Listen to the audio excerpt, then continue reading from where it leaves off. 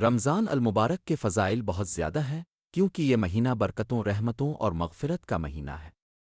قرآن و حدیث میں اس کے بے شمار فضائل بیان کیے گئے ہیں۔ کچھ اہم فضائل درج ذیل ہیں۔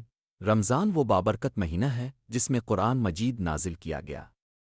اللہ تعالیٰ فرماتے ہیں، رمضان کا مہینہ وہ ہے جس میں قرآن نازل کیا گیا جو لوگوں کے لیے ہدایت ہے اور حق و باطل میں فرق کرنے والا ہے۔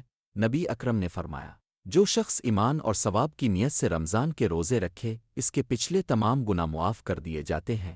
رمضان المبارک کی ایک رات لیلۃ القدر 1000 مہینوں سے بہتر ہے۔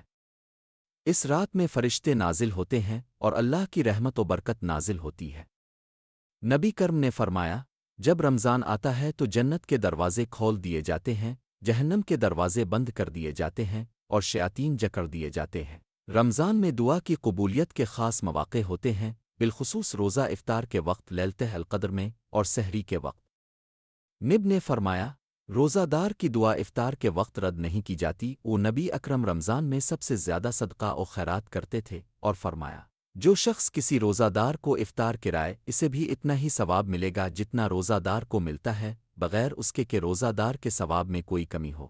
رمضان کے آخری عشرے میں اعتکاف کرنا سنت مقدہ ہے جو انسان کو اللہ کی قربت اور عبادت میں مشغول ہونے کا موقع فراہم کرتا ہے۔ نبی اکرم نے فرمایا، رمضان کے پہلے عشرے میں اللہ کی رحمت، دوسرے عشرے میں مغفرت اور تیسرے عشرے میں جہنم سے آزادی ہے۔ یہ مہینہ ہر مسلمان کے لیے اللہ کی رحمت، مغفرت اور بخشش کا سنہری موقع ہے جس سے ہمیں زیادہ سے زیادہ فائدہ اٹھانا چاہیے۔